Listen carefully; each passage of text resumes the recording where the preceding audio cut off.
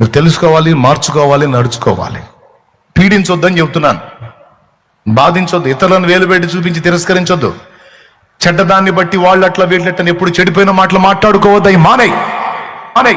లోకాభిరామాయణ మాట్లాడటం మానేయ్. లోకములో ఉన్న చెత్త మాట్లాడటం మానేయ్. లోకములో ఉన్న శుద్ధం మాట్లాడటం మానేయ్. వాళ్ళ వీళ్ళ చెడుగులు మాట్లాడటం మానేయ్. అవకాశం ఉన్నంత వరకు దేవుని సంగతులు, 10 మందికి ఉపయోగపడే మాటలు అయ్యే మాట్లాడు.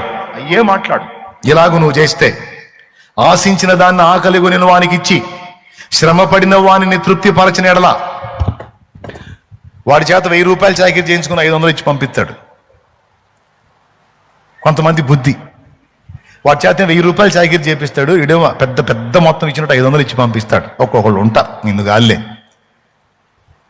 అక్కడ ఏమని రాశాడో తెలుసా? కష్టపడ్డ వాడికి వాడి కష్టానికి తగినట్టు నువ్వు ఇవ్వాలి, లేకపోతే కేసు రాస్తా అన్నాడు. ఆడే బడి ఉంటాడులే, ఎంతో కొంత ఇత్తనం, ఆడే కడుపు నింపుకుంటాడులే, ఆడే ఉంటాడు సత్తాడులే అన్నట్టు ఉండకూడదు.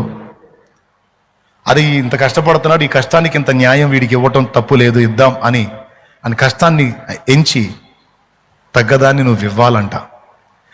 ఇవన్నీ మర్చిపోయా, గుర్తుపెట్టుకోవాల్సినయా? పెద్దవాడా చెప్పుకోద్ది.